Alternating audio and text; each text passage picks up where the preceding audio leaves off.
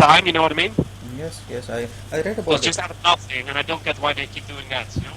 Right. It's not necessary, you know? They could easily, like they knew this, of course, a few months beforehand, that there would probably be prey markets, you know? And I get why they're not saying it like that's normal, because if they would set it in advance, then people would leave earlier, you know? Right. They have less rake and they earn less money, and the only interest was that poker stars obviously as high as of a stock price as possible. Okay. Like, I'm not naive, you know, I know how it works, but yeah, you sort of feel a little bit fucked in the ass, you know what I mean? Yeah, and the guys who were actually grinding for Supernova, like the top pros, they lost a lot, right? Yeah. And I'm sure the people who were depending on PokerStars for the regular, it's like for them it was a 9 to 5 job, and just in like Yeah, for me also, you know? yeah, Like, Supernova Elite was gonna be gone, but I would still have counted on, like, becoming Supernova, you know? right, If I'd known that, I would never have played there this year, so... Yeah, like I said, there's nothing you can do about it, but just a little... I don't know how to explain it in English, but like I said, you just feel a little bit... mislead is not the right word, you know? They could just have been a little bit more of a gentleman, you know what I mean? yeah, I agree. Leaves a bitter taste in the mouth, basically, right? I mean, Yeah, it's exactly. difficult Exactly. to trust them again. But yeah, money, money, money, you know? Yeah. It's PokerStars is owned by Amaya Gaming, right? I mean, it's a big Yeah. corporation. Yes. Yeah, but of course, every company in this world, especially that's... Fuck, how do you call it? In the stock exchange, you know? Right. So they have to make money for the investors. So I mean, they can fuck. That, you know, Yeah, I don't know, they'll it's screw just not this. classy. I know it surely is not. Yeah. Share screen. Let's go. So lately I've been like very strict on bankroll management. I've made sure that I don't play those $11 and the $25. I stick to the micro stakes on tournaments now. Just the $4, maximum the $5. Mhm. Yeah, sure. Like, do you have a question about that, or? No, that was just something I wanted to let you know. That's what I do. I kind of make sure that I don't go over the bankroll now. Yeah, sure, sounds good. Um, yeah, I have nothing else to say about that, you know? Yeah, Like, bankroll management is something that depends on 1,000 factors. that's true. So, the only way I could help you with that is to let you realize yourself what your factors are, you know? Right. Like, just to mention quickly a few, like, how quickly can you redeposit? Do you want to redeposit if it goes wrong, you know? Right. What's risk aversion? Like, if you lose half of your bankroll, do you go monkey tailed, you know? Right. Like, a lot of people don't realize that. This is one for me. Like, if your machine, that's also one goes to playing amount of tables in a moment. Like, if your machine, you would just do as aggressive as bankroll management as possible, as is mathematically correct, right? Right. Like, you would just say, oh, this is my win rate here, this is my win rate here, and if I do that, my win rate's gonna improve the most. And that's really funny on paper, you know, Right. or in theory, whatever you want to call it. But it doesn't work that way. Because, for example, let me write it down quickly, because it's something that applies to a lot of things in poker, you know? You cannot think just EV, you know what I mean? Right. For example, you're always having the theory that if you have a certain amount of money left for the stake below you, Right. it's gonna be fine, right? Okay. Right. So let's say, like, this is how I did it in the past. So this is the limit, of course. And I would first say, when am I gonna move down? Or no, when do I still feel comfortable at 10 NL, right? Because you know you have an edge. Right. So I would say, for example, 300, because that's 30 buy-ins, right? Right. So then I would say, okay, cool, I'm gonna take a 10 buy-in shot. So basically like this. So if I hit 550, I'm gonna move up to 25 NL. Okay. Then when I hit 300, I'm gonna move down. And the reason I think that's optimal, at least that's how I used to think, is if I have to move down, I have still 300 left for 10 NL. Given my skill edge, that's gonna be easy game because I'm crushing 10 NL so hard that 30 buy-ins is plenty, you know? Okay. And I would apply the same logic. Let's use the 75 again, you know? Right. I would use the same reasoning at yeah, right here basically. Right. So it is like 10 buy-in shot every time, right? Got it. And for the reasons I mentioned before, that's all really solid because every time, yeah, you get the reasoning, right? Yes, yes, I do. Down, you still have enough. Right. And that works, but what it does take into account is that you're not a machine, you know? Like some people, and I had this problem myself when I took shots 100 no limit, I would say to myself, right, I'm gonna take a 20 buy-in shot, you know, or 15. So I would take a shot when I had like 3,000. Okay. Oh, not so much. Like 3,000, and I would take like 15 buy-in shot, and I would lose it. Okay. What happens then is that you lose half your bankroll, and so then you end up with 1,500 at 15L, and then you have to find motivation again, basically win like 30 buy-ins. Got it. Right. Both those things can really mess with your mind, you know? I totally get that because when I was playing That cash. needs to lose, yeah, what that can cause that you lose motivation to study, you know? Right. Or you lose motivation to play, or you just play because you want to grind it back, and then you say, fuck the studying, I just want to get back at 100 as soon as possible, you know?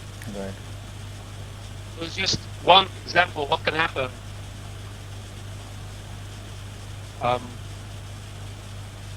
Yeah, it shows that it's important how your mindset is too, you know? Right. And a lot of people, they know it about themselves. Like, I know now that I lose off my bankroll and stuff. Like, I get sort of burned out easily, you know? Right. For me, it's really important to build routine as much as possible, you know? Yes. Like, for me, it's more important to, and a lot of people have this, trust me, a lot of my clients. Like, it's better, and this is so cliche, but it's better to study like half an hour every day, you know? Instead of going like 2 hours, 2 hours, 2 hours, then thinking like, what am I doing it for? My win rate's not even going up, you know? Okay. Maybe it's just variance, whatever, or maybe it's just sometimes focus a bit off, you know? And then say, okay, fuck this shit, and you don't study at all, you know? Okay. Then going back on track is hard for a lot of people. So you sort of have to ask yourself, what's my personality? And with time, obviously, you learn, you know? Right. But you just keep in mind, always when thinking about sort of tournaments or bankroll management, you know, always try to think in a scenario that goes wrong and then ask yourself how would I react to it mentally, you know? Right. Of course, not always easy to predict, but a lot of times you know it better than you would think, you know? Right. Make sense? Yes, it does. Right. So, Victor, what happened here? No, I kind of made quite a lot of money actually in April and May in playing tournaments on the local sites, and on PokerStars also it's kind of holding steady. Then I withdrew. I needed some money for my life stuff, and I withdrew a large part of that money that was lying on my poker accounts. Mm-hmm. Then what happened was that in business, the money that was coming in kind of slowed down due to some reason, and I was then left with the fact that I didn't have the money to put it back in my bankroll. I needed the money that I was getting for my life, and Yes. for 1 month I couldn't then play, and that really really messed me up when I realized that I had a lot of money there, and I withdrew all of that, spent it, blew it up, and now I can't play. So now when I'm back on track now, it is a problem for 1 month, and now when I'm back on track, I realize I shouldn't be doing that ever again.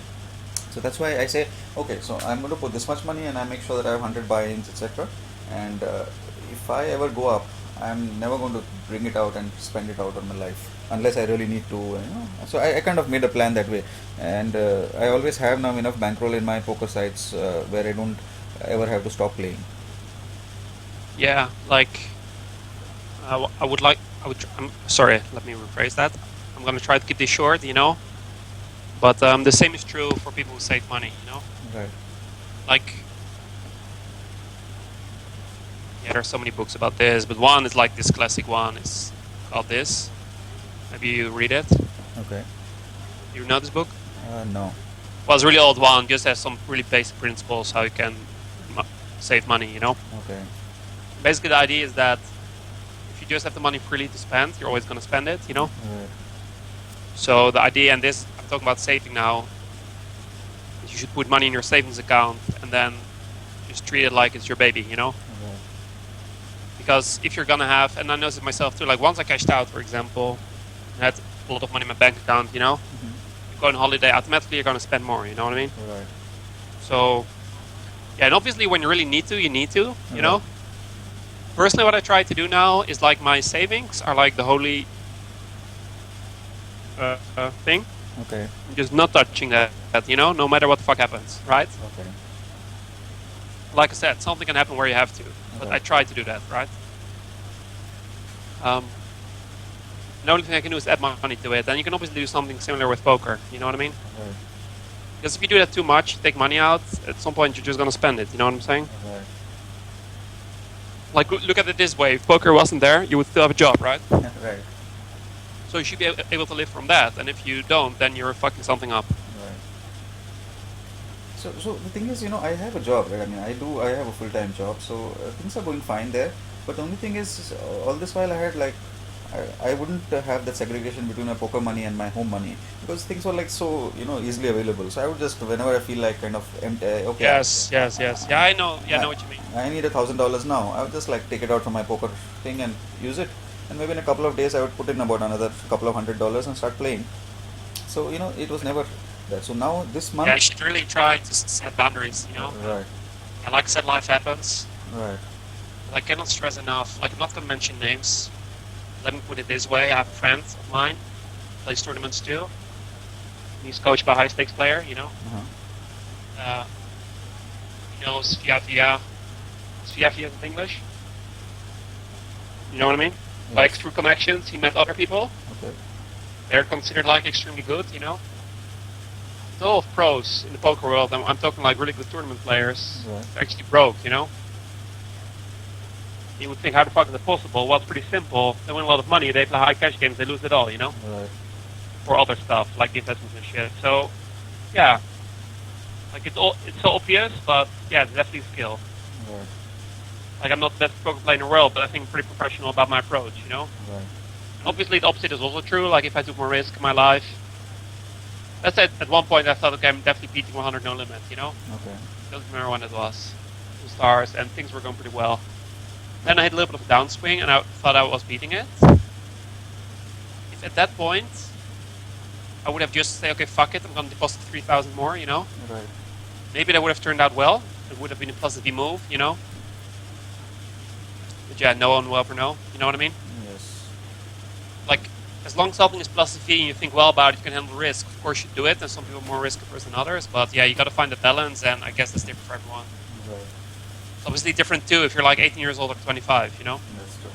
Or 39 like me. Yeah, and you read all these, like once I did read this book. I forgot, it's like one really old poker book. Blueprint or something. Okay.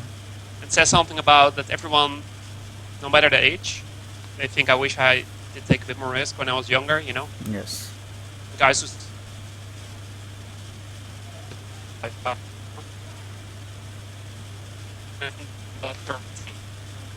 You know what I'm saying? Yes.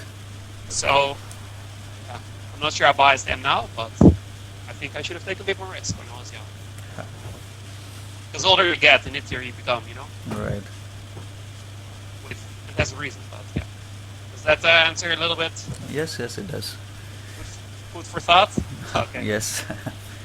Right, so tables are usually full ring. Is this a note, or is this how much tables you should play? No. So if you see the first part, I'm going for a poker tour to play a set of I did read that. tournaments, 4th to the 7th. So there, along with the tournaments, I'll also play a bit of cash, and the lowest buy-in at those places is like $75.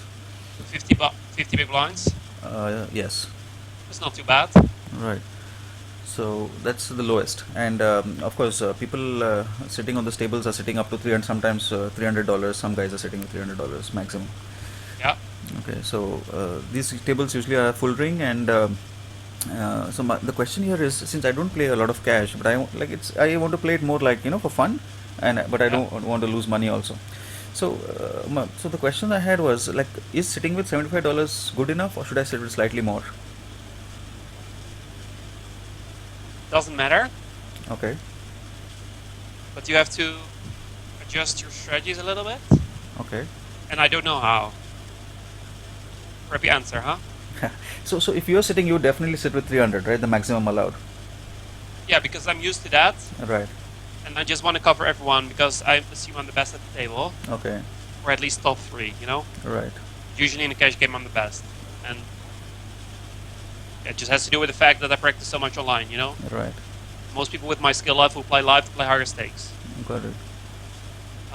So I buy in full because I just want to have everyone covered because I assume I have skill advantage, and that's just high CV for me. Right. Short stacking though definitely is a good thing, or good. Like, a lot of people hate on it, but it's definitely something you can make easy money on. Right. And the thing is, There's a few reasons, because first of all, variance is going to be lower and not in buy-ins, but in money-wise. Okay. So you get what I mean? No, how is variance going to be lower here? Because you can only lose 75. Okay. So it maybe go up and down, but not so much. You know what I mean? Right. So the absolute variance is going to be lower. Okay. That's obviously nice if you want to play a bit safe. Right. The other advantage is that it's sort of easier to play, because usually you can get your money in by flop and turn. You don't have to play rivers. Right. Strategies are just a little bit simplified, and I would just give you a few pointers. And again, I'm not so good at short. I'd never play short stacks, and I also didn't do a lot of work how to play against short stacks, Okay. because it wasn't really an issue in PokerStars. Right. Maybe I need to do some work on it now because Party Poker has all these fuckers. Like me. Basically, a few things that I know. For example, let's say, just a really classical example, But let's say you open pocket deuces in the cutoff, Right. and the small blind 3-bets. If you're at full stack, I'm just gonna assume normal sizes. You make it 3 blinds, they make it 10, right? Right. If you're gonna have only 50 big blinds, you cannot call in position and set mine. Yes. And like I said, I don't know exactly how the EVs change. What I do know for a fact is that the shorter the stacks, the less you should rely on speculative hands. Okay. Like suited connectors, low pairs to make sets, suited aces. You know what I mean? Okay. And the shorter the stack, the more important it is to have the ability to make top pairs. Okay. Because with the smaller stack to pot ratio, like a weak top pair is more comfortable getting it in. You know what I mean? Okay. So, yeah, pre-flop you should definitely make a few changes, but I don't know exactly what those changes are. Okay. Those are some things I would keep in mind. Okay. Like still, there's obviously going to be a lot of limping, right? Right. If you can play like a 6-hand pot with a low pair, and you have to call like 2 big blinds, Right. I would still definitely do that. But if you get to live, and this I think depends a little bit on the games. Right. People are often like opening like 8 big blinds or something, and then they're like 3 colors or something. You know what I mean? I think it's probably gonna be minus EV to set mine a lot, and you should play more like push or fold strategy. So just shove your stack and you hope to double up. Right. Do you still have Ivy League? Yes, I think I have it, yes. Like, do you have a subscription? Yes, I have the annual subscription. That's still active, yes. What sort of subscription do you have? I think the basic one. Alright, cool. There's some videos, and they're over 3 years old. Okay. So, I have a Run It One subscription also. So do you think? yeah, but Run One doesn't have short stack strategies. Okay. There is one guy, he once made a short stack strategy guide, like a few videos. Okay. I'll show you like this. And again, the problem is that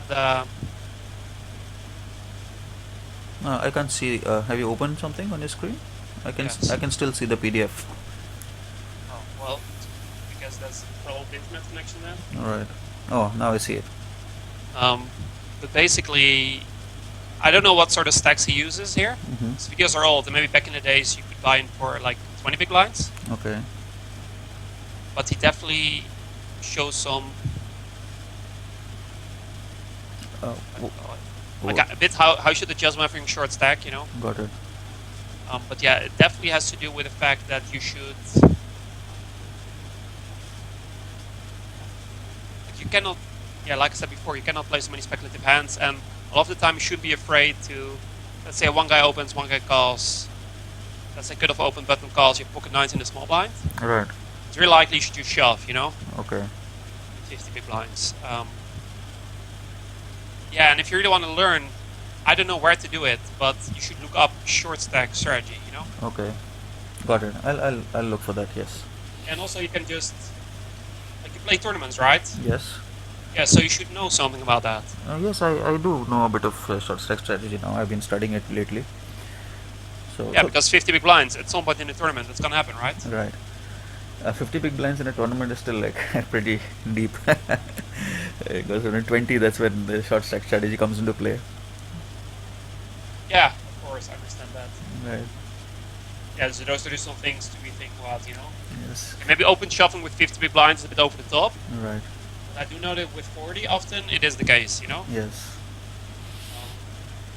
Um, So, in the cash game, so let's say I'm sitting with 100 big blinds instead of 50. Okay, so $75 at 1.5 is 50. Yeah, so I have to sit with $150 then, right? So if I'm looking at 100 yeah. billion, would 100 big blinds be a better option then? But I don't really want to shove. If I show you some of the It's spots, not better, it's just different, you know? right? Like if you're playing 100 big blinds and everyone around you is playing a short stack, you Mhm. still should play like a short stack. Oh, got it. Mhm. If that makes any sense. I've been to this place a couple of times. I'll tell you how it works. When you start playing at 4 o'clock in the evening, people are like everybody's just buying it with 5,000, and but as the night progresses, people are coming in later. There's one guy who came in and sat down with like $300, and then it messed up the whole thing because then everybody is short, and he's having $300. He's raising every hand, and he's playing pretty aggressive. So then you Yeah, it gets always deeper during the evening, you know? yeah, and then people are just left folding every hand, unless they have like the nuts. So that's crazy that way. But anyway, okay. Yeah. So let's go ahead. So like if I'm looking at $75, because I don't want to put in a lot of money in my total buy-in. I'm going to be there for 5 days. So if I'm looking at 10 buy-ins, is that too less for the 5 days I'm there? If you buy in for 75 bucks, Yes. And if I take in a total buy-in of $750 as my total BR for the 5 days of cash there. I may not play every day because I have tournaments going on. So if I run deep in tournaments, I may not play cash that day. But then if I'm playing a bit, like I'll be playing about 4 or 5 hours of cash at the most every day.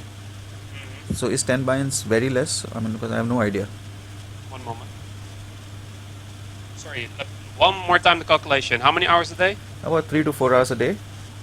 Maybe 4 times 5, 20 hours, right? right. 20 times 25 is 45.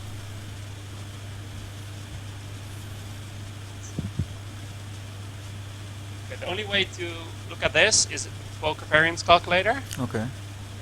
I can give an answer numbers, but it's for the pussies, right? Right. Need the hard proof. Right. So I'm gonna assume that you beat the game, but that you don't crush it, Okay. because there are obviously a lot of really bad players there. All right.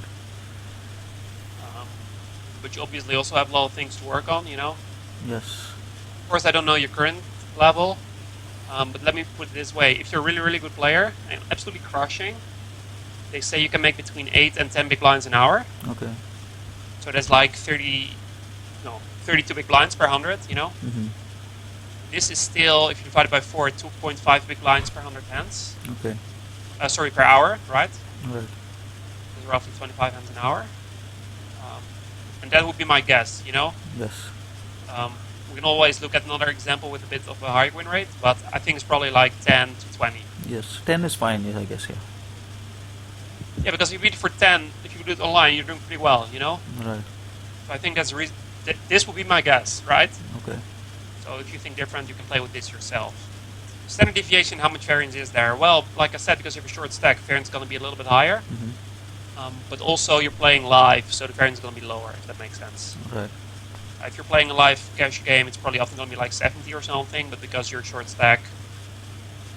But also, like I said, because live plays less variance heavy, I think just take something like 60 or 70 is reasonable. Okay. And you can just change this between 50 and 80, see what happens. And this the hands of number of hands to simulate, right? Yes. So then what we want to know is how big the chance is that we lose a certain amount of buy-ins. So if you want to have less than 5% risk of ruin, right? So that means that you lose all your money. Mm-hmm. You need 5.39 big blinds. Okay. So what it means is 150. Oh, that's actually pretty similar to what you have. What did I say? 5.4 times 150, because that's 150 big blinds, right? Yes. So if you come in with 810, which is pretty close to what you're doing, right? Okay. Um, then this would be the risk of ruin. So my guess is that there's 5% chance that you go broke. Okay. Okay, so great. So I don't mind, I am thinking 100% chance of going broke. So I'm thinking like, because I'm going there as a recreational player to have fun with the cash. And, No, a lot of people are so much worse than you, you know? right. So I would rather Obviously, win. I don't remember fully how good you were when I coached you. Oh, I was very bad. Yeah, I remember that, but Yeah. obviously you had a few sessions with c-betting and stuff, you know? Right, So you should have more of a clue than the total recreational players, right? right. Like I said, if you play around with this, and let's say, no, I'm really marginal winner around break even, Hmm. is like one big blind per 100 hands. Let's do that. Okay. Now, obviously, your risk of ruin is going to go up. I don't know if there is an option at this side. I don't think so. Once there was a side where you could enter your bankroll, and then you got the risk of ruin, so the opposite. But I don't see that option here. Okay. Okay, it doesn't matter. I get the general idea. So I guess 10 binds. Yeah, so of course there's a bigger chance you go broke now, you know? Right. Because you would need like basically double, Yes. so 5%. So it depends a lot on your win rate, how big the chance that you go broke. And Right. that's why if you're a really good player and you play live and you just come there with 10 buy-ins, Mhm. yeah, you will be really unlucky if you go broke, you know? Okay. Yeah, I think, like I said, the 10 is reasonable, or the 8. So I think like between 5 and 10% chance that you go broke. Right. And I'm anyway setting a daily stop loss of 3 binds. Is that good enough, or is that too? Too You nitty. mean 3 times the $75, right? Yes. Yeah, sure. You got to do something, you know? Right. Like I said, depends on your personal finances, you know?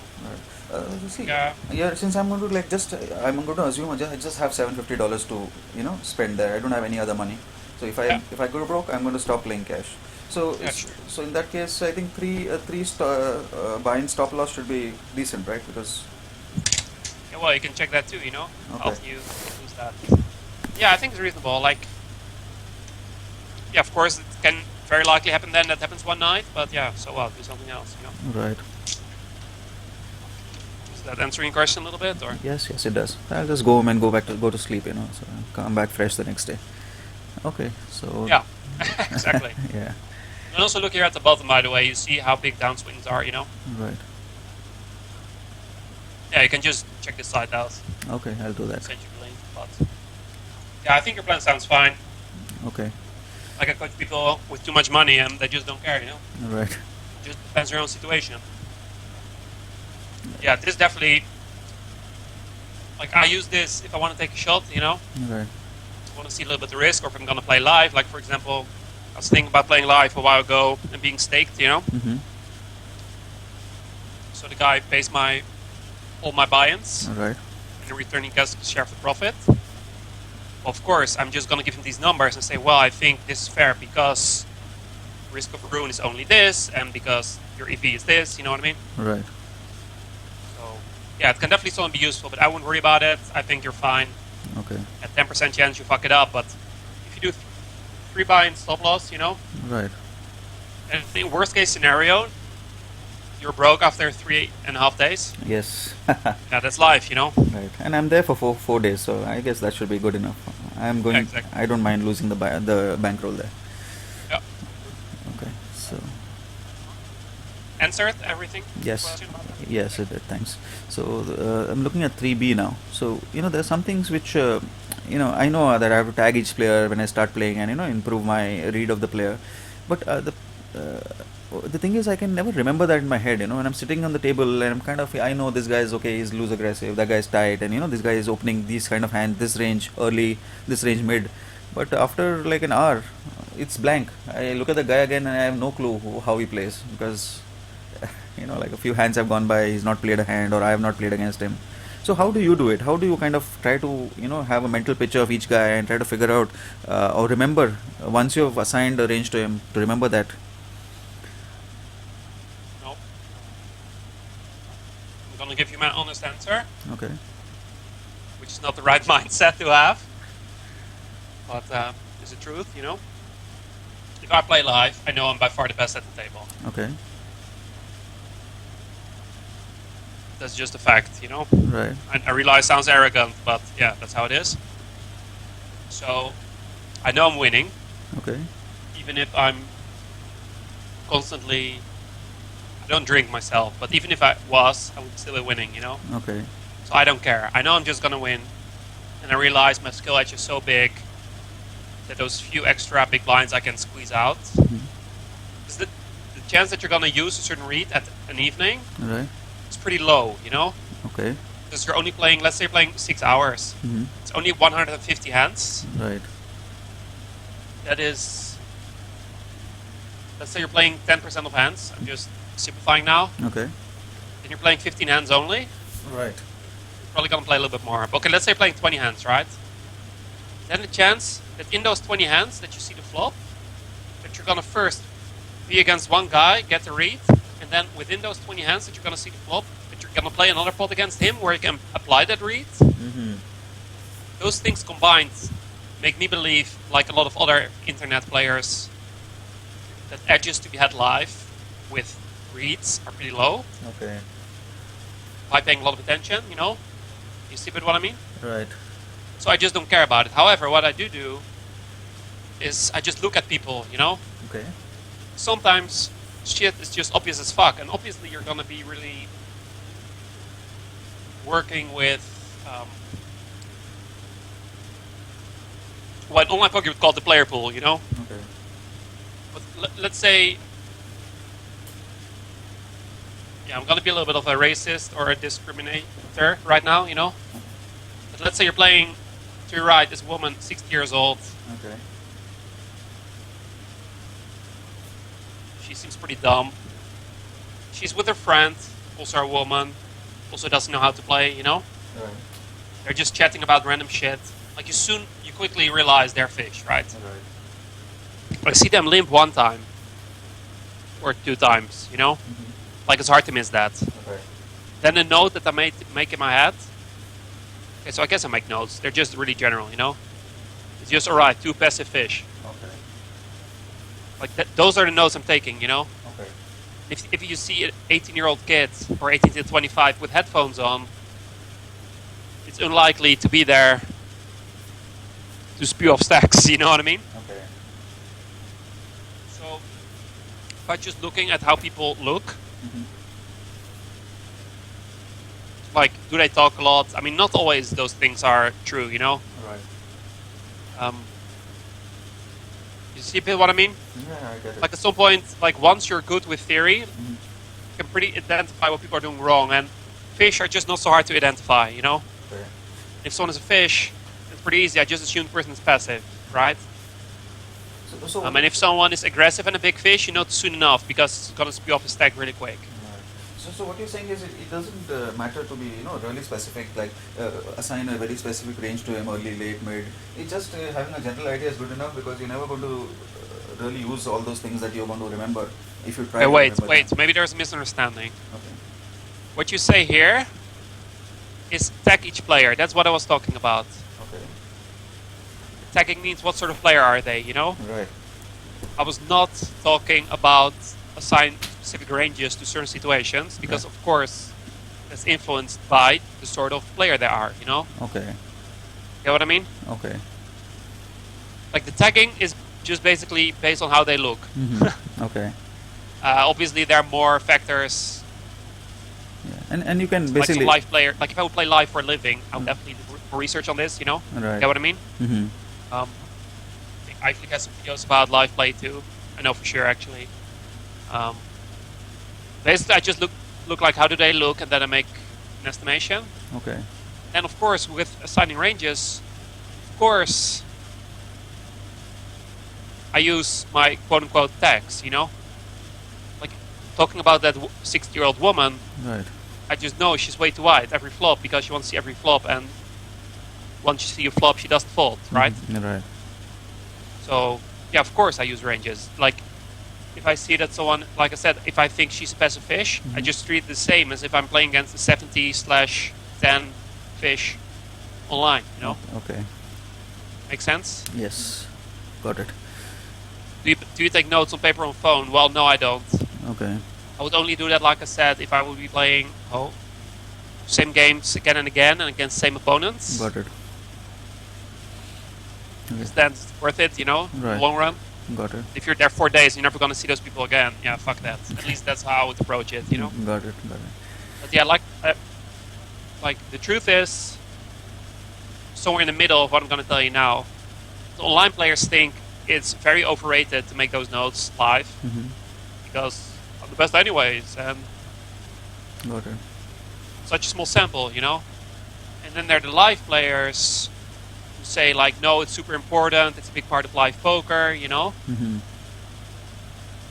Yeah, And I think the truth is obviously somewhere in the middle, and where it is in the middle, you could argue about that. got it. But yeah, So what's like when you were mentioning the VPIP, you're saying that PFR of 10 to 12% is like ideal in cash, is it? depends on what sort of game you're playing. No, I agree, but is a 22 or a 23, is that like way aggressive irrespective of the game or irrespective of the table? Full ring or 6 max? Full ring. And considering the players I'm going to play. Sorry? 23 PFR, Yeah. full race? Yes. Way too much. Okay. I think most full ring players online are like 19, 16 or something. Oh, okay. 1916. Okay. So okay. It's my guess, you know, I'm not a full ring player. Right. Okay. Got it. I remember back in the days that some full ring guys playing like 16, 13. Right. Later to that was a little bit too tough. Mm-hmm. But I think 19 to 16 or something is pretty reasonable because 6 max these days, Right. the very loosest guys at the table are up to something like 29, 23, you know? Oh, okay. But 23 is really the loosest you can go pretty much 6 max. So, Okay. yeah, it's just not possible for rings, way too loose. Got it. Okay. So yeah, the rest of it is just a couple of things that I do, so you can just ignore that. Yes, you mean? Yeah. I was just writing all this in the morning today, so I just put in a lot of things that what mistakes I do on the table.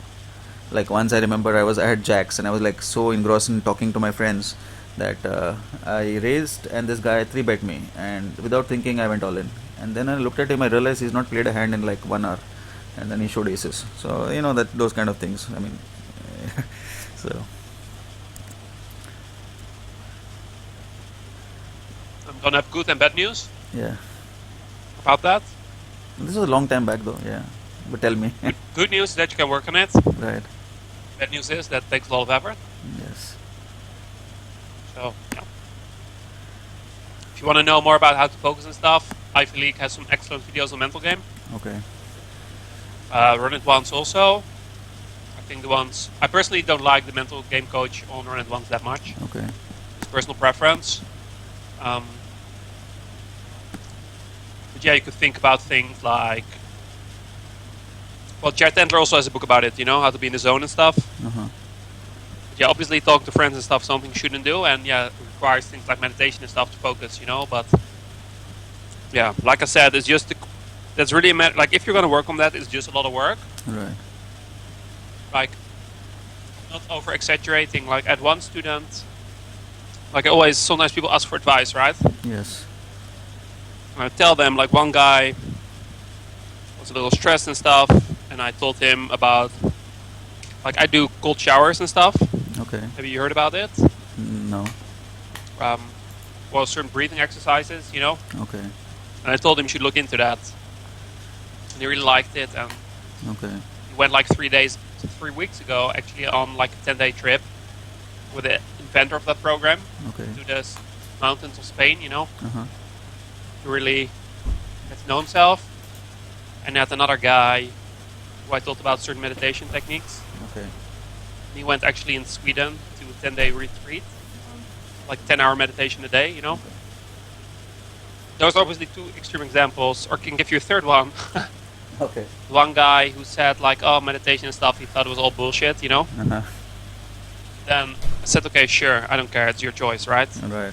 So if you ever need help, you can come to me. And they always come back, you know. So he came and said, well, try meditation. Okay, cool. And now he's actually the guy who does like his yoga every single morning, you know. Okay. Um, And so yeah, it requires work, you know. And for Right. some people, it's not worth it. Like if you're really happy the way you're living, then I wouldn't worry about it personally, you know. Right. That's the advice I give.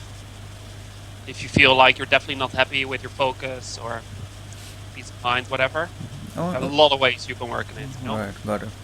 Yeah. That's what I have to say about that. Okay. Um, So there are some spots.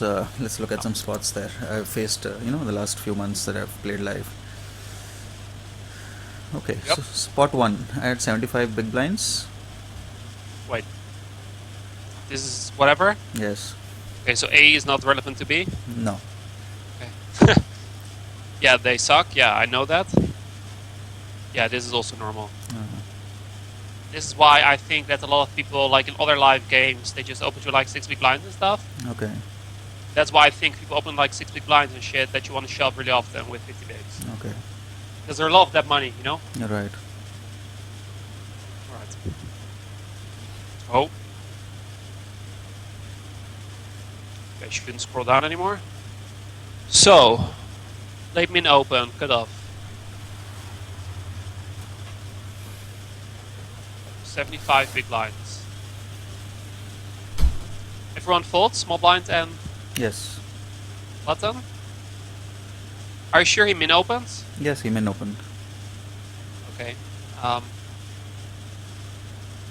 Yeah, calling is likely fine, you know. I would do that also. Right.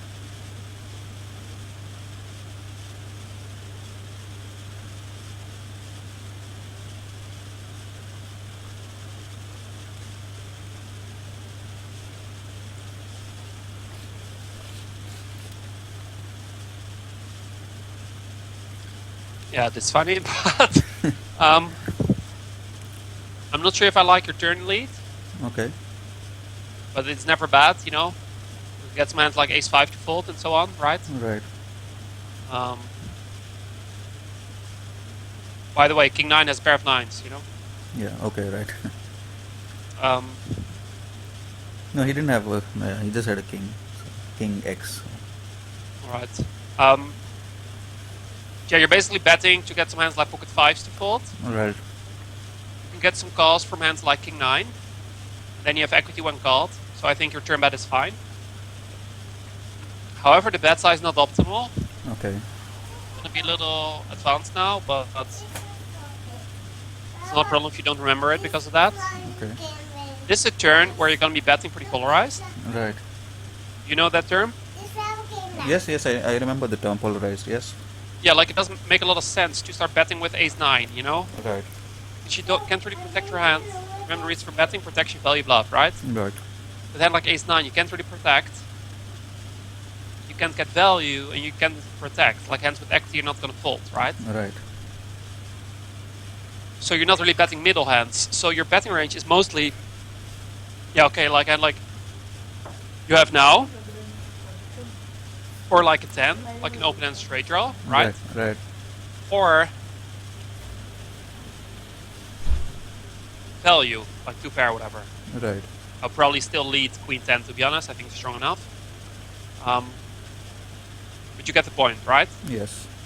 So, because of that, my betting range favors big bets, because once he checks back and the turn is a jack, we have better hands than him, Right. because he would likely bet a lot of hands that are good on the flop, right? Right. So you want to pick a little bit of a bigger sizing, because, yeah, so this gets probably too complicated, but if you have a bigger sizing, it allows you to have more bluffs, Okay. because that makes bluff catchers indifferent. What it means is that if he has a bluff catcher like king 9, he's like, oh fuck my life, you know? Right. Right. That's exactly the spot you want to put him in. Okay. In a spot where you have a lot of bluffs, where you have the nuts, therefore you want to bet big, because it maximizes the EV of your bluffs Got it. and value. Long story short, in a spot where you only bet like weak hands, like draws, maybe some pairs without showing value, and draws, or draws, good value hands, and maybe some weak hands turn to bluff, right? Right. Those are spots you want to bet big, because your middle hands don't benefit from protection. Got it. So half pot's definitely not good. Mm-hmm. Make sense? Yes. Got it. Alright. But then just like one question here, him calling with the king high, is that like a normal? Have you seen that happening? What did he in put the in? river? Yes. No, of course not. No, he's an idiot. Because he doesn't even beat hands like 10x, you know? Alright. You can still be bluffing hands like ace 10. You don't have a lot of bluffs that are weaker than a king, because if you think about it, 10-8 is straight. Right. You don't have a lot of hands like 10-7 and stuff, you know? So the only hands he's beating are hands like 10-6. You see what I mean? Right. So in that case, his call is really bad. The only thing you could argue, but again, I think that's not correct, is that your sizing doesn't really make sense with a value hand, because you bet bigger with it, you know? Got it. I just don't, people don't think on that level. He was just an idiot, you know? So, yeah, but that's normal. Like people, like I would not have bet the river myself, probably, you know? Okay. Because when people check back the flop and call the turn, they often have something like a jack Right. or 9, and people are just really bad. And when draws miss, did the turn bring a flush draw? No. Well, basically, when draws miss, people look for excuse to call. Right. And also, it shouldn't forget, like no offense, of course, but you're playing pretty low stakes. Right. So sometimes people just call because they want to see what you have. Okay. They don't even realize that they don't beat hands, you know? Right. Like I literally had someone, like once in a while I get to coach someone with like 0.0 clue about the game. Okay. And once I had a person, and the person thought that sometimes there was a secret river call, and I was like, why are you doing that? The person was like, yeah, well, I didn't leave him. Okay. Well, it's sort of a problem if you don't even beat like king high, you know? Right. Right. So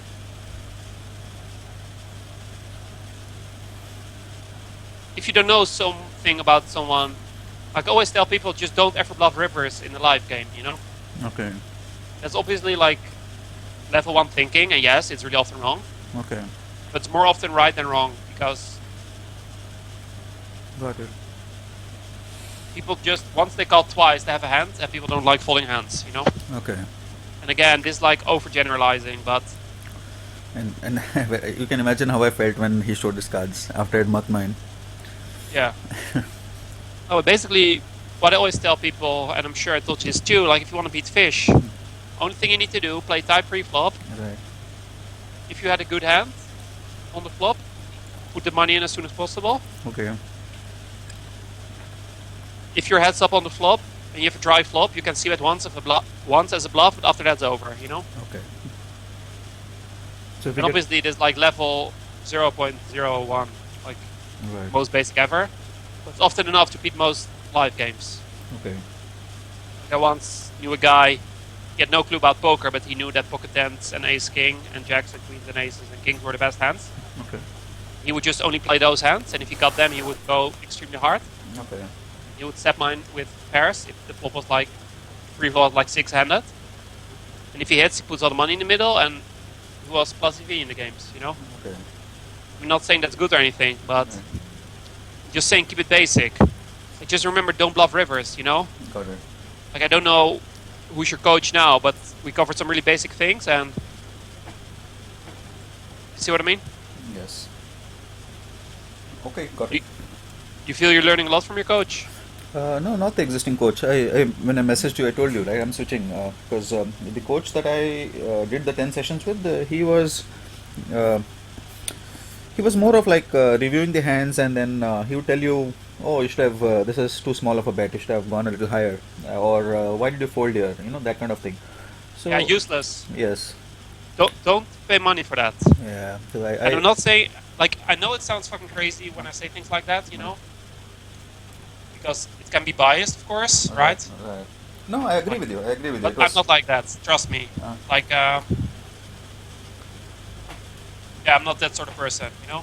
right, right. No, no, I Like totally. just an example. Like I had one student, this guy, really nice guy, a bit new to the game as well, like you, right? Okay. And he had his first session last weekend. I just want you to think a bit about this, you know.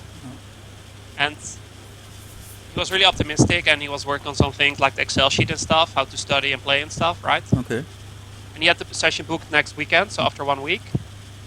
So this weekend, and he said, if you have time today, maybe we can have a session, you know. Okay. And I told him, don't fucking do that, because you should first improve other things, you know what I mean? Okay. Like I said, I told you before, I don't mind doing that, but just don't do it, because you have other things to work on now that are more important, right? Right. Like his mind wants to get to c-betting as soon as possible, Mm-hmm. but it's not the most relevant thing to improve his game at the quickest rate. Right. And like I said, I know I sound like Mr. Philosophy, but that's what it is about, you know? Like I Right. really learned that, especially last year, I guess. You want to think, if you're doing something, is what I'm doing, am I really getting better every week, you know? And obviously you're gonna sometimes have a week that you're a little bit stuck. Yes. If you have that feeling like 3 days in a row, you're doing something wrong. And that's not a cliche, it's fucking true, you know? Right. You know, when I realized this, Like you had 10 sessions, you said, right? yes, yes, 9. We have finished 9. One is left.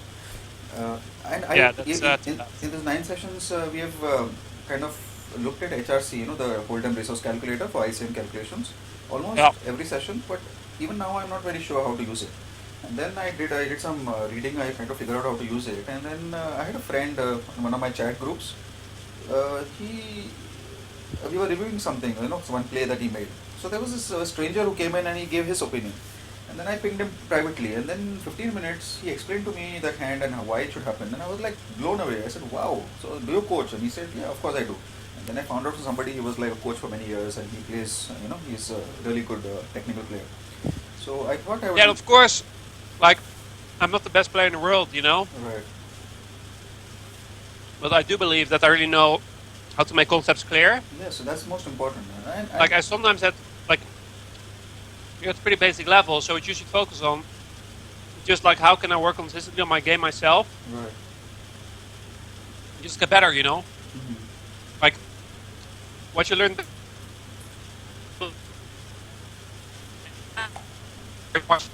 videos, you know, Right. that would probably have been higher V, you know? Yes.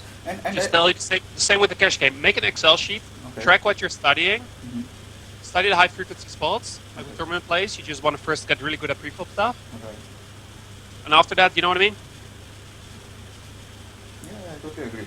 Like the first thing this guy said was, you know, you're focusing too much on MTTs. Where your shove and fold strategy is not correct. So he explained to me like, you know, how should get better at that. Play some SNGs.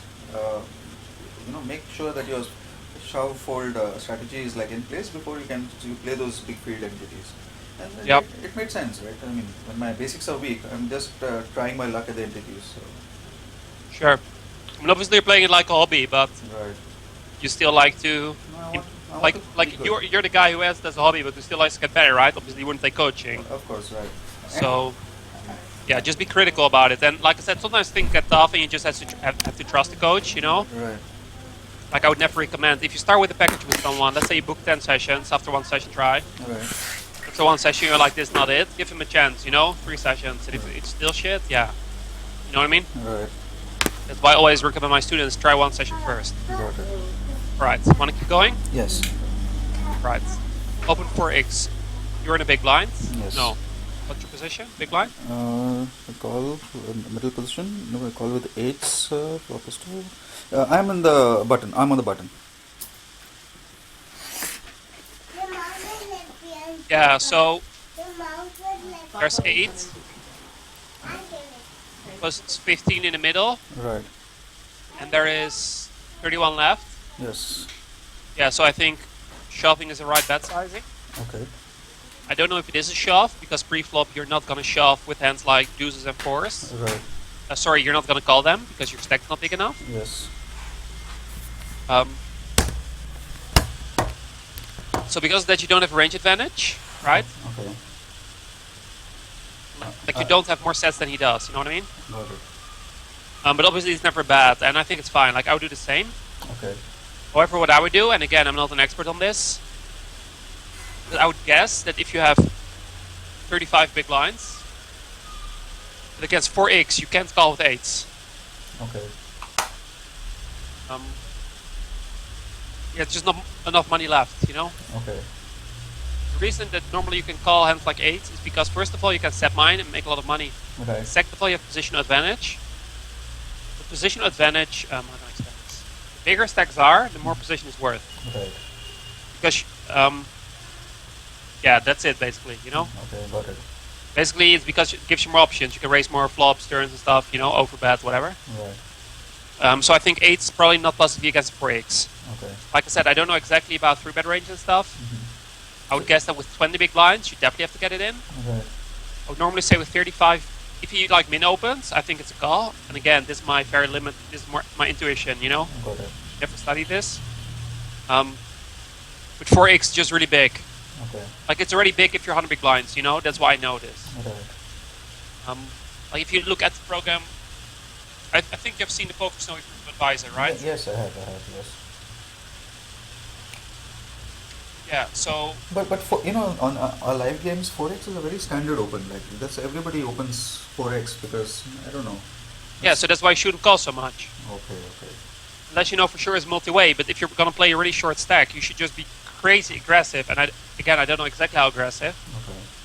If people are 4xing, I think the correct strategy is just to attack them extremely hard with 3-bets, you know? Okay. Okay. Got it. I wouldn't be surprised if 8's like 3-bet call, or just shove right away. But again, I don't know this.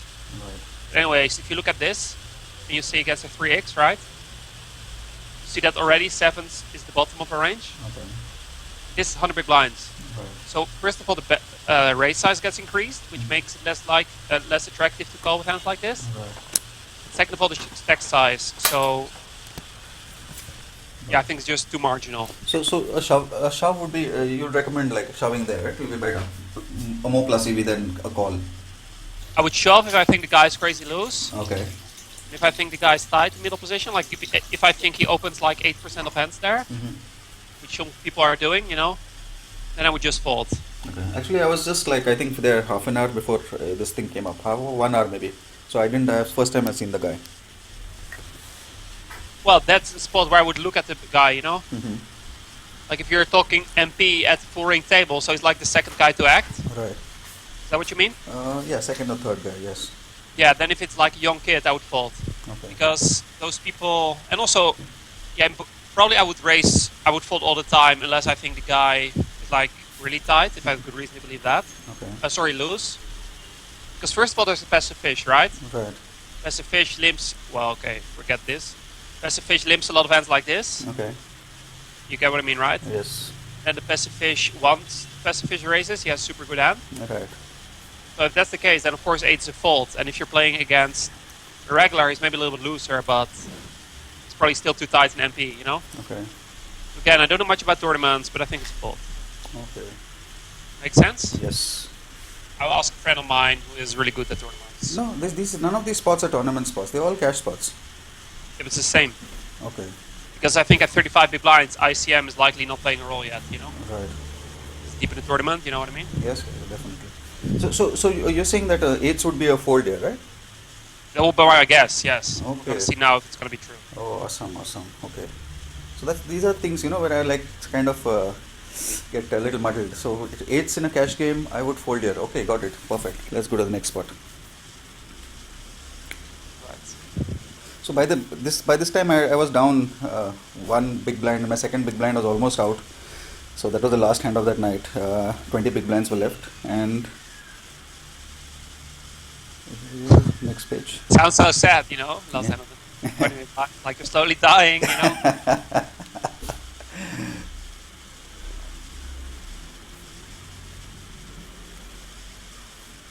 No offense, but this makes no sense, of course. Yeah. Like, you're not writing down necessary info, you know? Right. Like, what's your position? You know what I mean? What happens before?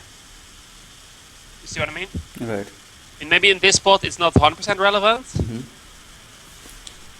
So I was like thinking, 20 which big is a lot of blinds. stuff, you know? Like, one example I would like to give you Hmm.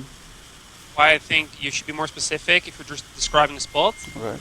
This is obviously why it's sometimes hard to coach people live, because um, basically what I try to tell my student, your mind is biased and you write down what you think is important. Okay. You're missing a lot of things that are very likely way more important than what you're mentioning, right? Right. Because, for example, you say that MP opens for X. Hmm. Actually, I think what's more important, like you say now, it's 35 big blinds. But does he have 35 big blinds, or do you have 35 big blinds? These are all my Yeah, because imagine you have 100 big blinds, right? Hmm. Behind you are two super whales who also have 100 big blinds. Okay. Then, of course, it's snap call. Okay. Because the people behind you are likely to call, and then you're playing in position, full stack Got against it. monster whale, and then if you hit, you can get paid, Oh, got it. Okay. If behind you are like 20 big blind stacks who can really likely shove over the top, then it's a completely different ball game, you know what I mean? Got it. But try to be more specific, like what's your position, who has what sort of stack. Hmm. Got it. That's the mathematical importance. Then if you're really want to go by reads and stuff, describe like how's the people play, how does guy play, Got it. And also be careful with your assumptions, because obviously I'm just going by sample size of 1. Right. You're saying here late min open by winning big stack. Well, first of all, people most likely don't really min open in the cutoff. They're good players. Okay. Most people live just don't do that. I'm not saying it's bad, but my experience, people just raise bigger. Okay. Again, that's just my guess or experience.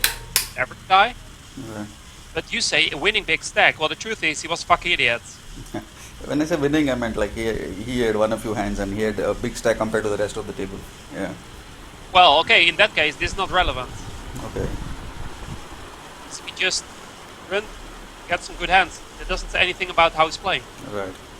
Do you see what I mean? Got it. So what you should mention is like as a fish or whatever, But it's just that all these guys, I just sat down and I'm playing for 3-4 hours. I have hardly seen them play. So yeah. But you're right. I should at least have a guesstimate about what kind of tag them, which I don't really. Or even if I do, I forget about it in a while, and then I'm like looking at him and wondering what do I do now? Okay, so let's I got it. Let's look at spot 3. Yep. My friend says 8 is probably fine to call. Okay. He knows more about it than me, so I think that's the way to go. Right. Yeah, and I said that you can't really semi and stuff, right? Right. Um, basically, he said, I'm not going to give you details because I can do that. Right. Because he's coached by a really good player. Basically, the idea is that if you call pre-flop with 8s, like you're super weak really often, right? Right. Like you can't just call 7s, 8s, 9s, you know what I mean? Okay. And also, like I said, people behind you can jam a lot. Right. And you want to protect yourself a little bit against that, Mm-hmm. And again, this is theory, don't worry about it. Okay. I just think it's good if you at least understand it. Right. Just, so what I mean by that, don't do it in game. Basically, you want to avoid that when you call, you always have 8s or 7s. Okay. So the small blind can jam extremely aggressive, and you always have to fold, right? Got it. So what you need to do is that you call like I have like aces, kings, queens, some percentage of the time. Yes, of course. But in Again, in the live game, it's not really relevant because the guys seem. yeah, like I said, don't worry about that shit. Right. Right.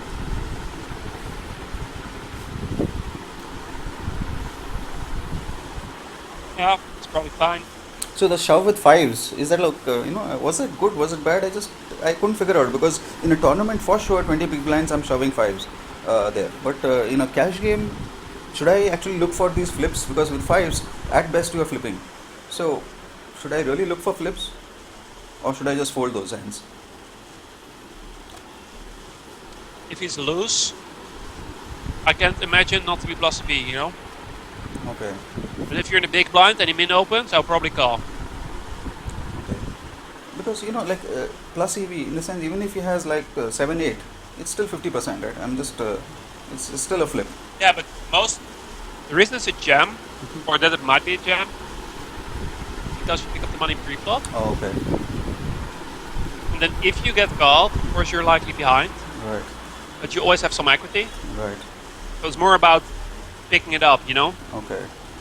and not being totally fucked if you get called. That's basically the. Got it. So even his call was fine, right? Because 20 big blinds, and he just had to call. He had ace jack. So if I was in his place, would ace jack call of 20 big blind shove? Would that be okay, or is that a bad call? Can you repeat the question? I was looking something up for you. Okay. So if I was in the villain's place and Yes. I opened and the other guy shoves, so calling with ace jack, is that like a good play or not? Well, you just have to calculate that yourself, you know. Okay. Like let's see, open 3 big blinds, Mhm. which I think in theory is bad. If guys behind you have 20, I think you should min open. Okay. It's something I heard once a guy say. Okay. I don't know if it's true, but he has at least a course how to play with 40 big blinds, you know? Okay. He's called Jordoom, but he's pretty controversial because a lot of people say he's a scumbag. But anyways, from what I know, is people are really short behind you and they're going to jam a lot, should open smaller. Okay. Imagine you min open. So you risk 2 big blinds, right? Right. He jams, so you have to call 18 to win 3.5, right? Right. So, fuck, I lost count. 3.5. Call 18 divided by 41, of course. Right. 40.5. Your stack, his stack at a small blind, right? Right. Get it? This amount? Okay. You understand this amount? No, I don't actually. No. Right, this is the amount that you have to call. Okay. And if you want to know, So this is really basic. You should definitely practice this in player tournaments, you know? Okay. Because this is just a question of pot odds. Like, it's the pot odds you get is the amount you call divided by amount you can win plus amount you call. Right? Right. So if you would do that in this situation, it's 18 divided by, well, how much can you win? Well, his stack, 20, Right. plus the small blind, right? Yes. Plus your open, Yes. yeah, and then plus the amount you call, and that's obviously 18, right? Right. And this is, you can summarize this part as the pot once you call, right? Okay. Yeah, and the way this is really, wait, something is wrong. I forgot the 2, or I forgot to type it. I believe I said it. And it's obviously really easy to know what amount the pot is once you call it, because you had 20, big blind had 20, and there was a small blind, so it's 40.5. Right. Easy, or? Yes, I got it. Yeah. Yeah, this is really basic shit, you know? Mhm. I will send it to you. The thing is, I use Jivaro, so I never like really, learned this formula because Jivaro shows you the pot odds on every hand. The Jivaro HUD, Yeah, makes sense.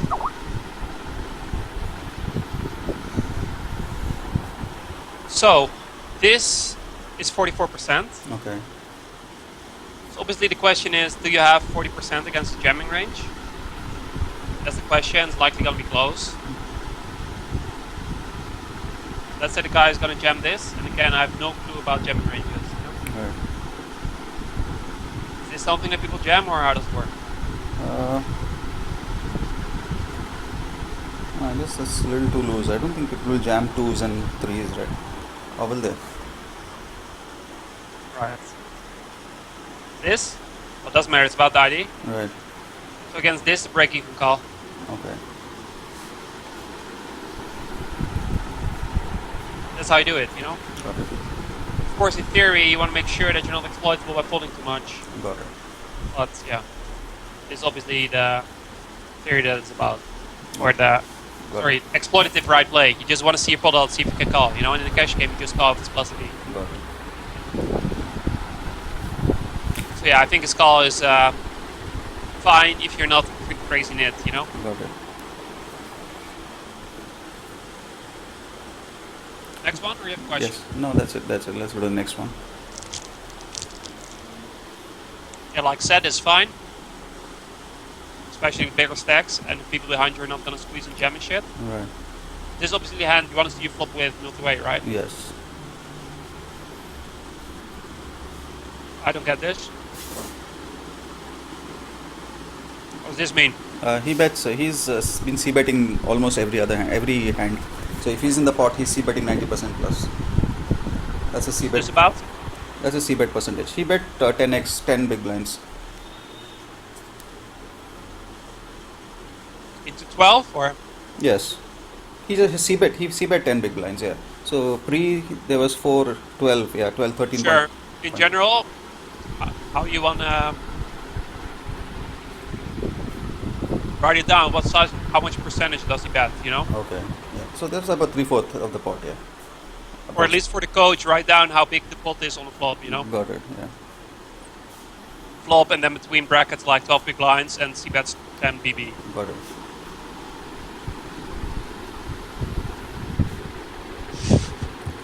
So funny.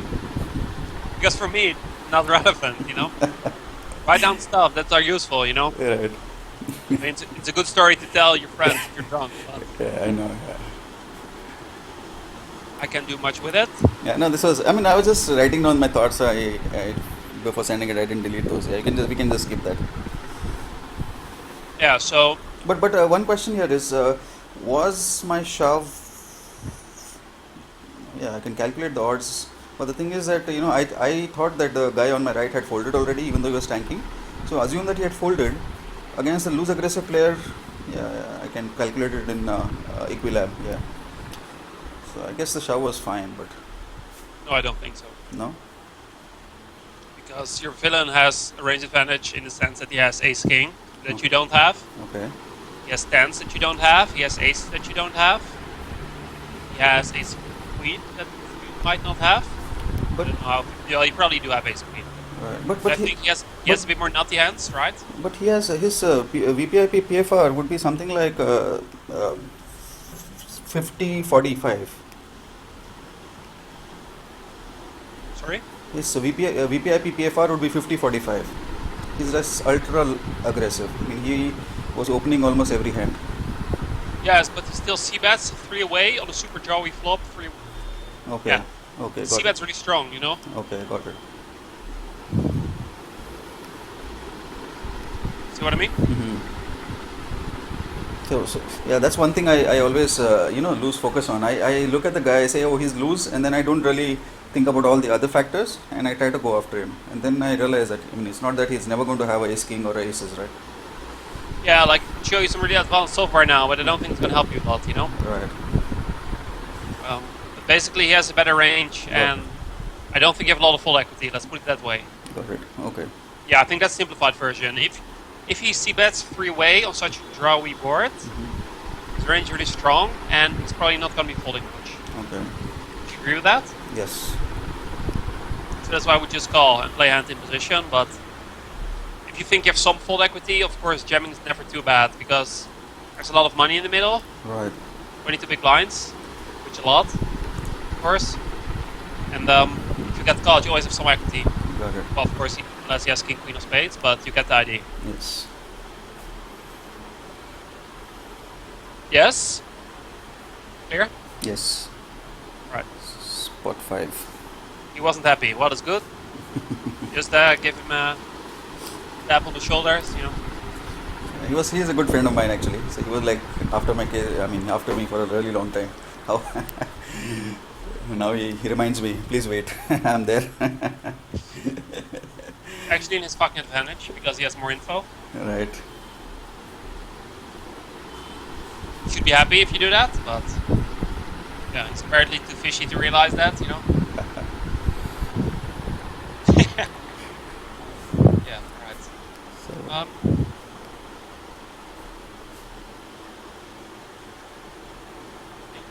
flow stuff. And again, I don't think you should do this, you know? If you're ever going to spend a lot of money, I don't know what you paid for this coaching, and you want to fix like pre-flop solutions, you know? Mm-hmm. It's like $350, and it's a package with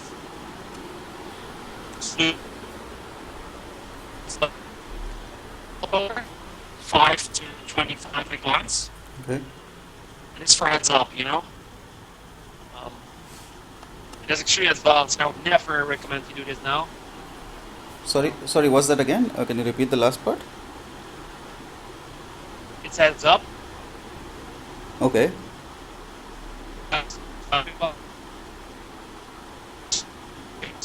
Pre-flop. Okay. Um,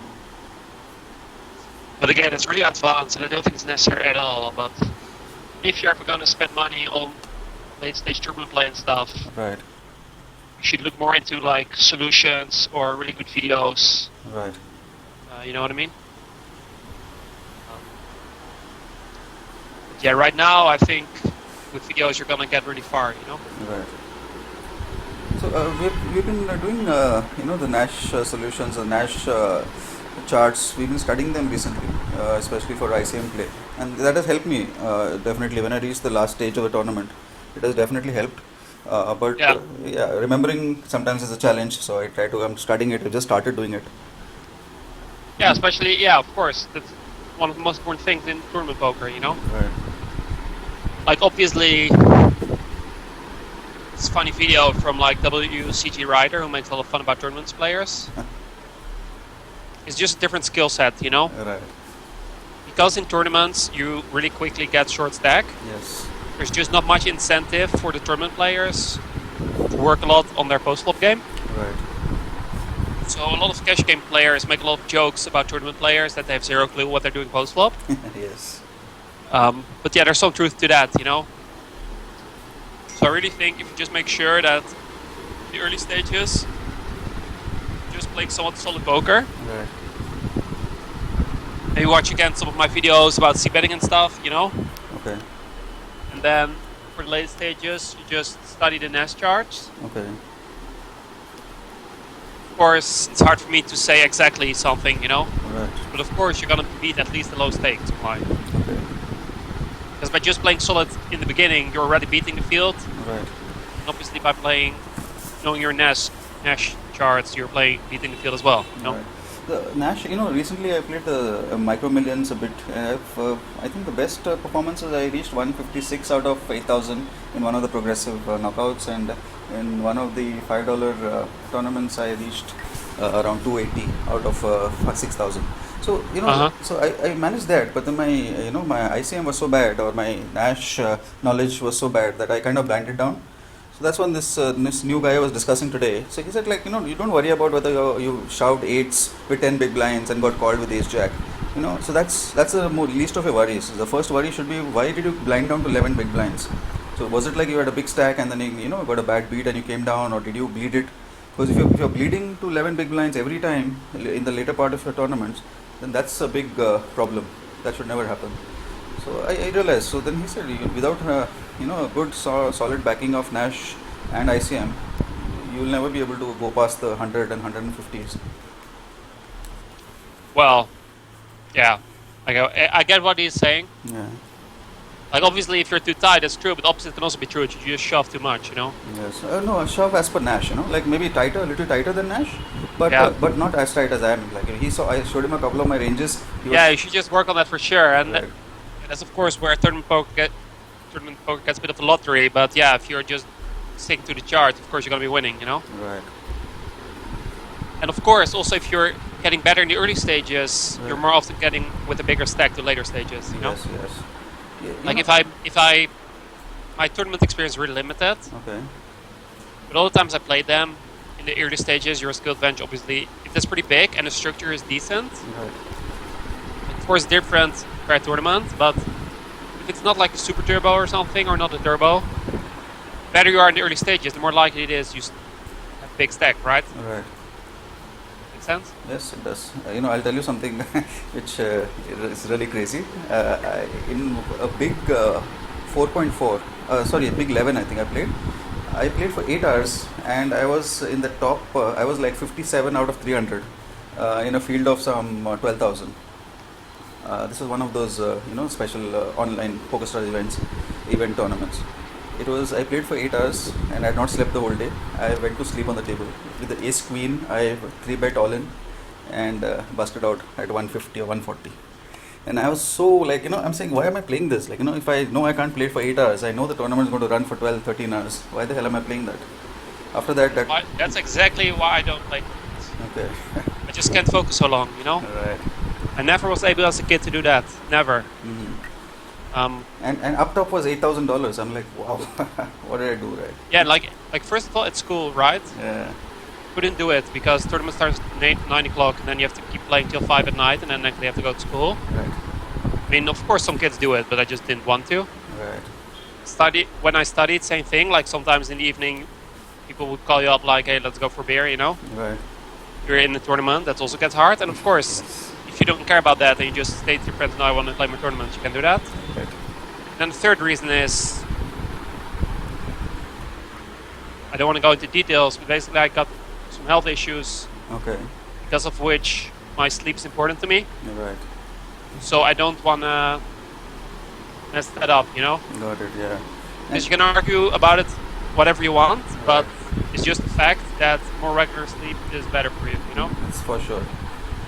And how much, yeah, you can argue about that. But yeah, Yeah. I'm just playing it safe with that. So yeah, no tournaments. Right. And now it's going really well, so maybe I might try it like Okay. Sundays or something, but yeah, it's not my thing, And for us, the time zone is so weird because all the big tournaments start around 8:30, 9 p.m.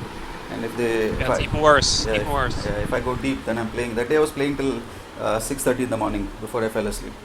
Like I was up the whole day and the whole night. Yeah, and obviously it's not really my business, but I remember you had a girlfriend or wife, Yeah. right? Yes. Kids too? I have a daughter. Yes. Yeah, I just don't think it's too, I mean, like I said, it's your business, I don't do it all the Of time. course, you cannot go 3 times a week till 6:30 in the morning, you know what I mean? Of course not. Yeah, otherwise it's your life. Yeah. Yeah, those are reasons why I played cash. Yeah. So that was the day like I stopped playing these really big fields unless it was a Saturday, like after I'm out with family, I come home, relax, and then I start playing. But otherwise I stopped playing these big fields. Okay, so let's go on to the next one. Yeah, this one is kind of whatever. Yeah. Yeah, in FB it's kind of whatever, I don't want to go too much into it Yeah. because it's just not possible within the time we have. Right. But basically you have certain range to play. Let's say open 10% of hands. Right. Let's say he bet 60% on the flop. Okay. Well, roughly defend 60% of your range, right? Okay. Because he needs like 40% for immediate, 40% folds for immediate profit. Agree? Right. It's a better board for you, so you can never fold more. Oh, really didn't hear about it. 1 minus alpha. You ever heard about that? No. Okay. Let me try to summarize this. If you have a range advantage, Okay. you have because you have ace king here, right? And aces, and he doesn't. Right. If then a spot comes up, and he is able to bet with 100% of his range, donk bet, and just print money, Okay. you're likely doing something wrong. That's the meaning of Nash equilibrium, right? Yes. Yes. So, like somewhere has to be the equilibrium, and it's unlikely that the case that he can donk bet 100% of hands. Got it. Yes, I got it. So if you bet 60%, it's the same as this, then he risks to win 1, right? Yes. So he needs 60. Oh, wait. This amount he can win divided by 1.6 is what I should have done. Yes. Plus the amount you risk, Yes. And this is roughly 40%. I think it's like 38, right? Okay. Just remember, if someone bets around 2/3 pot, he needs roughly 40% folds. Yes. So if he needs to have 40% folds, we need to defend a little bit more than that because we don't want him to donk bet with like random queen jack green money, right? Got it. So likely we have to defend like 65% of our range, Okay. unless he's like super tight. So what it means that if you open like middle position with, let's say, 11% of hands, Mhm. then probably pocket kings is in the top 65% of your range, so you have to call. Okay. Make sense? Yes, it does. Yeah, of course, exploitatively speaking, if he's a big net and you think he has never worse, you have to fold, but it's really exploitatively, and I don't see a reason to assume that with the info we have. Okay, got it. Some people, I don't know what the flop exactly is, but some people just do it with like pocket eights just to see where they're at, you know? Got it. Yes, got it. Like if you think about it this way,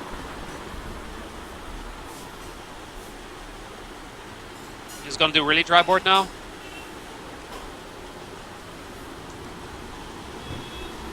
Oh, it doesn't work like that. I'm just gonna do it like this now. I don't know if this is truly your range, but just make some assumptions, you know? Okay. So this is 79% of combos. Sorry, I said it wrong. 79 combos, right? Right. See? Here. Yes. So if we want to defend 60% of that, or 65, whatever. I'm not gonna do it accurately, but I guess this is like 55 or something, 60. Okay. This can be totally wrong. I'm not so good with this. Sure, I got it. So basically, if you reduce, like it's ace 5 deuce, so of course kings are better than these hands, right? Right. I have. This is I have like easily top 43 combo, so it is an easy call. Right. I have these. I have these. The figures as a desktop picture. So if Yeah, he's fix up like this. if he bets 2/3 pot, then I need to win 28%. Yes. Okay, so I need to win 28%. That means yeah. So if I think I'm winning 28% of the times, I can call. Yeah. Wait. Okay. Wait. There are two approaches to poker. I guess you could say. First is to play GTO, right, or try to. Right. So you don't want to be exploitable, and that's a good framework. Okay. Because really often you don't know what your opponent is doing, right? Right. Like in this case. Because you don't know what he's donk betting. He could be donking shit, but maybe not, you know? Right. So in every spot where there's a case, you refer to a basic game plan that's solid, and that's where game theory comes in. Right. That's where you're gonna say, well, I want to defend like top 65% of my range. Right. That's when you do this, you know? If you can make a super exploit, let's say, you know, oh, he only has the nuts, and I'm never gonna win. Right. Sure, then you can just fold everything that doesn't beat his value hands, you know? Got it. But in spots where you can't make reads, like people donk bet all sorts of shit, you know? Like some people would never ever donk bet a hand like ace queen, ace king here because they're just thinking like, well, I'm afraid he's gonna fold, you know? Right. Like a lot of people literally they donk bet pocket sixes here, you know? Got it. I would not never draw any conclusions if someone donk bets on a dry board because I would be like, basically my first reaction at the tables would be, what the fuck is this? Okay. Then I would think, alright, since I think what the fuck is this, then I just try to play sort of game theory optimal and just play my range in a solid way, you know? Got it. So then I would defend 65% of my range and just make sure that he cannot print money with donk bet pair. Interesting. Got it. Got it.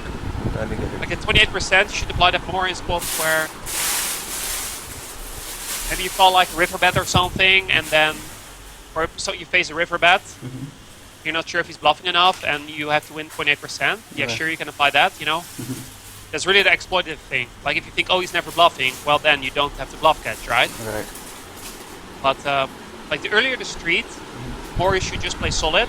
Okay. And with solid, I mean unexploitable. Right. And the more you can make reads, of course, you can adjust to your opponent. You know, I do that all the time. Got it. If I think on the river he's never ever bluffing, yeah, I'm not gonna call a hand that doesn't beat his value hands, you know? Got it. But these spots, just remember, spots.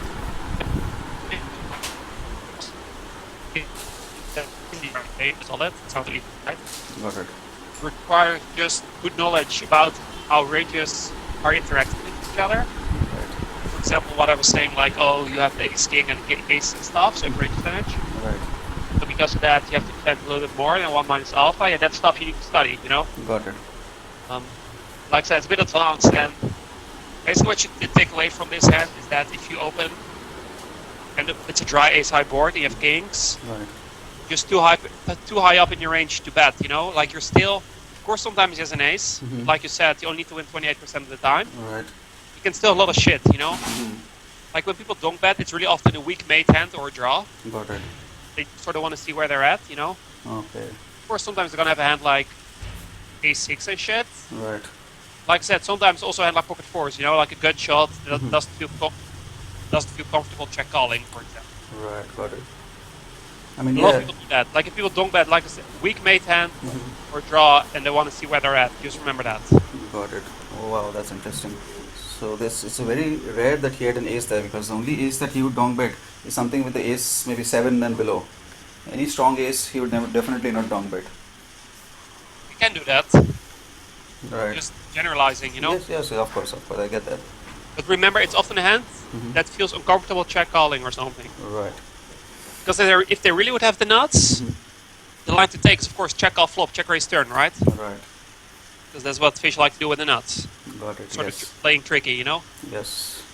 Like for example, if someone donk bets on 10 for deuce, Mm-hmm. it's really often a hand like pocket sixes, 10-9, you know.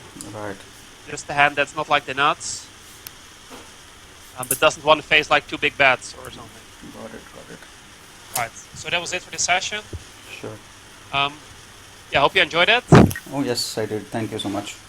Good luck on your trip, and Thank yeah, you. Thank you very much. back for sessions, then hit me up. Yeah, I will for sure. Thank you so much.